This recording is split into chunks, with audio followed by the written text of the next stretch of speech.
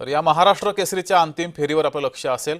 वळूया इतर बातम्यांकडे। भोंदू अशोक खरात नाशिक पोलिसांच्या ताब्यात त्याला घेतलेला आहे। नाशिक पोलिसांनी एसआयटी कडून नाशिक पोलिसांनी चौकशीसाठी खरातला ताब्यात घेतलेला आहे। एसआयटीने आधी खरात याची चौकशी केलेली आहे आणि आता नाशिक पोलिसांनी त्याला ताब्यात घेतलं आहे। अधिक माहिती घेऊया, आपले प्रतिनिधी किरण गोटूर आपल्या सोबत जोडलेले आहेत। किरण,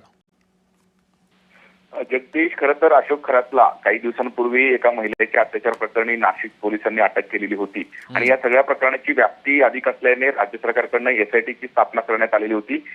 हा संपूर्ण जो हा तपास आहे तो जे एसआयटी कडनं सुरू असताना आणखीन एक महिलेने या अशोक खरातच्या विरोधात तक्रार दिलेली आहे।